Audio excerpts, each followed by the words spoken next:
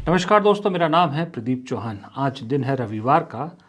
किसी बड़ी खबर का हम विश्लेषण करते होते हैं, लेकिन आज मैं उस खबर पे बात करना चाहूँगा जिसका जिक्र कम होता है, और वो खबर है असम की।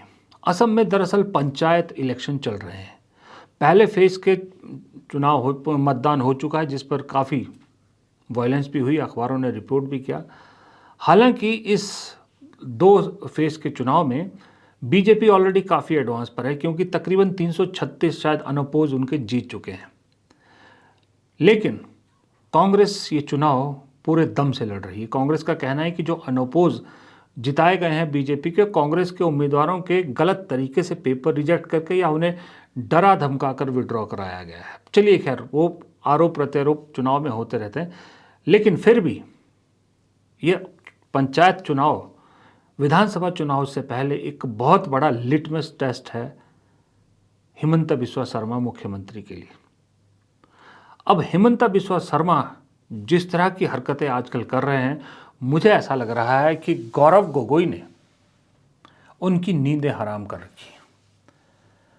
वरना हिमंता बिस्वा शर्मा जैसा बीजेपी का जो प्रमुख चेहरा हुआ करता था, हिमंता बिस्वा शर्मा अक्सर खबरों में रहने वाला, हिमंता बिस्वा शर्मा अक्सर बीजेपी की तरफ से कांग्रेस पर प्रहार करने वाला, आजकल अपने आप को बचाता ज़्यादा नज़र आता है।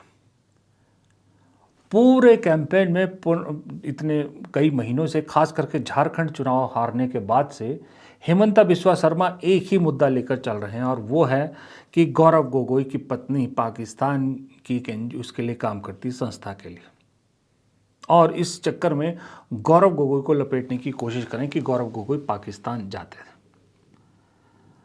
हालांकि गौरव गोगोई सैकड़ों बार हिमंता बिस्वा शर्मा को चैलेंज कर चुके हैं कि आपको जो कानूनी कार्रवाई करनी कीजिए, लेकिन अगर आप ये साबित नहीं कर पाए कि मैं और मेरी पत्नी पाकिस्तानी जासूस हैं, तो क्या आप राजनीति से संन्यास लेंगे या आपके ऊपर जो आरोप लगे हैं उनका जवाब देंगे। उस बारे में हिमंता बिस्वा शर्मा कभी कुछ नहीं कहते। लेकिन पंचायत चुनाव में जिस तरह से भारी मतदान हुआ है, और कहा यह जा रहा है कि पंचायत चुनाव में बीजेपी को लग रहा है कि मामला गड़बड़ है, इसलिए अभी से गौरव गोगोई पर निशाना साधना शुरू कर दिया है, क्योंकि उनको मालूम है कि गौरव गोगोई पंचायत चुनाव के बाद कांग्रेस के लिए एक बहुत बड़ा चेहरा बन के उभरने वाले हैं, और असम की लड़ाई किसी और ही नज़र तरफ ले जाने वाले हैं विधानसभा चुनाव में। अब हेमंता बिस्वा शर्मा तो अब तक गौरव गोगोई पर हमला कर ही रहे थे, अब दिल्ली से भी बीजेपी गौरव गोगोई के इस हिमंता बिस्वा शर्मा के पाकिस्तान वाला आरोप को दोहराने लगी है। बाकायदा संबित पात्रा और प्रवक्ता प्रेस कॉन्फ्रेंस करके गौरव गोगोई पर निशाना साध रहे हैं। उधर कांग्रेस ने भी गौरव गोगोई पर बहुत सारे मामले दर्ज करा दिए हैं। अब गौरव गोगोई और हिमंता बिस्वा शर्मा के बीच में इस टसल का असर हिमंता बिस्वा शर्मा पर क्या हो रहा है, ये थोड़े दिन पहले जो उन्होंने कांग्रेस राज में लड़कियों की वर्जिनिटी को लेकर जो बेहुदा बयान दिया था, वो अपने आप में सबसे बड़ा सबूत है कि आदमी कितना फ्रस्ट्रेटेड या कितना परेशान हो चुका है। ये बड़ा ज़रूरी है कि देखिए, जब कांग्रेस की बात होती है या देश की पॉलिटिक्स की बात होती है, बीजेपी की बात हो रही, तो आजकल पहलगाम, जातिगत जनगणना, बिहार, यूपी, ये सब बात हो रही है, लेकिन इन खबरों के बीच में कहीं ना कहीं असम की खबर दब के रह जाती है। असम में कांग्रेस के नेताओं पर लगातार हमले हो रहे हैं, कभी सांसद पर, कभी विधायक पर, और अभी 2 दिन पहले तो खुद गौरव गोगोई के काफिले पर हमला किया गया। लेकिन सुनवाई कोई नहीं हो रही, क्योंकि वहाँ की खबरें मीडिया तो नहीं चलाएगा, ये तो जाहिर सी बात है, लेकिन सोशल मीडिया पर भी कम नज़र आ रही कब इसका जिक्र होता है। इसलिए मैंने आज ये जिक्र किया कि गौरव गोगोई, आपको मालूम है, डेप्यूटी लीडर ऑफ अपोजिशन है लोकसभा में कांग्रेस के, अच्छे वक्ता हैं, इसलिए कांग्रेस हर मुद्दे पर संसद में बोलने के लिए गौरव गोगोई की ड्यूटी लगाती है। और आज की डेट में अगर मैं कहूं तो राहुल गांधी के सबसे विश्वसनीय में से एक है। गौरव गोगोई कांग्रेस के लिए सिर्फ एक सांसद नहीं है आज की डेट में। गौरव गोगोई पूरे उत्तर नॉर्थ ईस्ट को लेकर कांग्रेस की होप है। इसीलिए हिमंता बिस्वा शर्मा भी लगातार, और बीजेपी अब लगातार गौरव गोगोई को निशाना बना रही है। कुछ दिन पहले मैं पढ़ रहा था कि हिमंता बिस्वा शर्मा गौरव गोगोई के पिता की लेगेसी की बात कर रही थी कि उनकी लेगेसी कौन आगे बढ़ाएगा। तरुण गोगोई, कांग्रेस के कद्दावर नेता, कई बार के मुख्यमंत्री असम के। तो उस पर गौरव गोगोई ने जवाब दिया था कि मेरे पिता की लेगेसी की चिंता न करें, और उन्होंने कहा था कि उनके पिता अक्सर कहा करते थे कि हिमंता बिस्वा शर्मा जिन्ना का आज का अवतार है, मॉडर्न अवतार है जिन्ना का।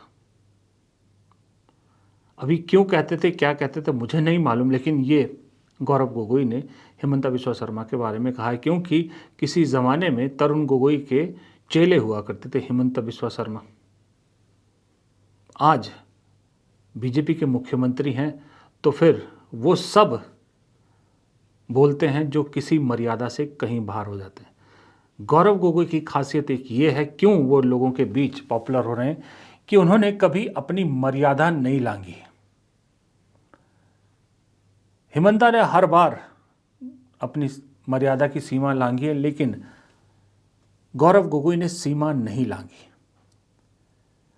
और इसीलिए वहाँ लोगों के बीच में गौरव गोगोई अपनी जगह बना पा रहे हैं। और इसीलिए 2024 का लोकसभा चुनाव लोग याद रखते हैं कि कांग्रेस 99 पर आई, लोग याद रखते हैं कि बीजेपी 240 पर सिमट गई, 400 पार का नारा दिया था। लोग इसलिए याद रखते हैं कि भाई मोदी जी ने क्या क्या भाषण दिए थे। मेरे लिए 2024 का चुनाव इसलिए भी मुझे हमेशा याद रहेगा कि इसके अलावा दो और बड़ी वजहें हैं जिसलिए 2024 का चुनाव, लोकसभा का चुनाव, आपको इतिहास में अलग से लिखना पड़ेगा। पहली वजह कि अयोध्या राम मंदिर का उद्घाटन जो हुआ था, इतना बड़ा इवेंट बीजेपी ने किया, इतना बड़ा इवेंट सरकार ने किया, विपक्ष हताश हो चुका था। लग रहा था फिर से पुलवामा सर्जिकल स्ट्राइक वाला मामला हो गया, एक तरफा हवा बहेगी। लेकिन लोगों ने उस अयोध्या के मुद्दे को रिजेक्ट किया। इसके लिए 2024 के लोकसभा चुनाव याद रखे जाएंगे। और दूसरा, मेरे लिए लोकसभा चुनाव 2024 इसलिए याद रहेगा कि अकेला नेता पूरे विपक्ष में गौरव गोगोई थे, जिसने बीजेपी के प्रमुख नेता और प्रमुख मुख्यमंत्री हिमंता बिस्वा शर्मा के चैलेंज को एक्सेप्ट किया। जहां से हिमंता बिस्वा शर्मा ने चैलेंज किया था जोरहाट से चुनाव लड़ने के लिए, गोगोई ने चुनाव लड़ा, और लड़ा भी और जीता भी, और हिमंता बिस्वा शर्मा जैसे नेता को करारा जवाब दिया। ये दोनों घटनाएं भी बड़ी इंपॉर्टेंट है। इस तरह की घटनाओं से क्या असर पड़ता है सामने वाले पर, इसके लिए आपको लोकसभा चुनाव के बाद से अब तक का हिमंता बिस्वा शर्मा का पूरा क्रियाकलाप देखना पड़ेगा। और उसके बाद झारखंड में प्रभारी बन के गए थे, वहाँ भी हार का मुंह देखना पड़ा उसने, और हिमंता बिस्वा शर्मा की हालत पतली कर दी। और सबसे बड़ी बात, कांग्रेस और बीजेपी का बेसिक फ़र्क।